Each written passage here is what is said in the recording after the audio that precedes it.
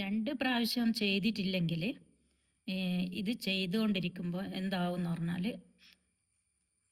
ഇങ്ങനെ കൂടി ഇങ്ങോട്ടേക്ക് കൂടി ഇങ്ങനെ ഇങ്ങനെ വരും. നമുക്കിത് ശരിക്കും ഇങ്ങനെ പരന്നിട്ടാണ് വരേണ്ടത്, പപ്പടം പോലെ പരന്നിട്ടാണ് വേണ്ടത്.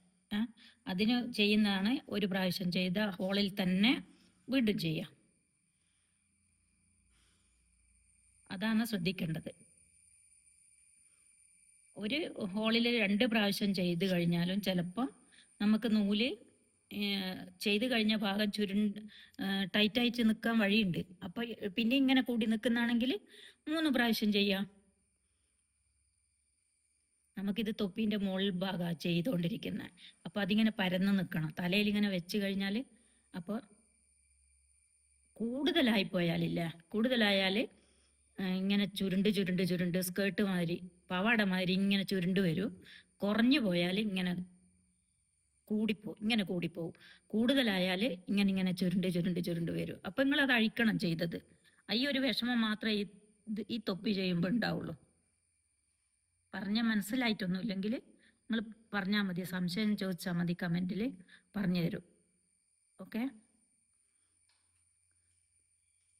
അപ്പം വേറൊരു കാര്യം കൂടി ഞാൻ പറഞ്ഞുതരാം. ഈ ചെയ്തുകൊണ്ടിരിക്കുമ്പോൾ ഈ വട്ടത്തുനിന്ന് ഇത് ചെയ്തുകൊണ്ടിരിക്കുമ്പോൾ ഈ നൂലെല്ലാം ഇങ്ങനെയല്ലേ ഉള്ളത്, ഇത് വരുന്ന ഇങ്ങനെയാണ്. നമ്മൾ ചെയ്തുകൊണ്ടിരിക്കുന്ന ഇങ്ങോട്ടേക്കാണ് പോകുന്നത്. കണ്ടോ, അത് റോങ്ങാണ്. അത് പരിഹരിക്കാനാണ് ഒരു സ്റ്റിച്ചും കൂടി ഇതിൽ ചെയ്യുന്നത്. അപ്പോൾ ഇതിന് നേരെ വരും. മനസ്സിലായോ? ഈ ചെയ്ത് കഴിഞ്ഞ നൂലല്ല ഇങ്ങനെ നേരെ ഇങ്ങനെയാണുള്ളത്.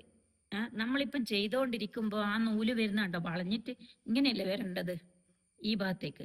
അത് വരാൻ വേണ്ടിയിട്ട് അങ്ങനെ വരണം. അത് വരാൻ വേണ്ടിയാണ് നമ്മൾ ഒരു പ്രാവശ്യം കൂടി, ഇതെല്ലാം എളുപ്പ വഴിയാണ്, ഒരു പ്രാവശ്യം കൂടി അതിൽ തന്നെ കുത്തിയിട്ട് ചെയ്യുന്നത്. പിന്നെ ഇത് എളുപ്പം സൂചിയിൽ നൂല് കുടുങ്ങാതിരിക്കുക ഞാൻ പറഞ്ഞ വിദ്യ. ഇത് ഇങ്ങനെ ലൂസാക്കിയിട്ട് വെക്കുക. അപ്പോൾ ആ 2 കണ്ണി കൂടി എളുപ്പം കഴിയും. ഒരു പ്രാവശ്യം കൂടി ചെയ്യാം. ഇപ്പം കണ്ടില്ലേ, ഈ നൂല് ഇങ്ങനെ വരുന്നേരത്ത് അടുത്ത ചെയ്താൽ ഇത് നേരെ വരും. ഇങ്ങോട്ടേക്കോ ആവരുത്, അങ്ങോട്ടേക്കോ ആവാൻ പാടില്ല. അതാ നിങ്ങൾ ശ്രദ്ധിക്കേണ്ടത്.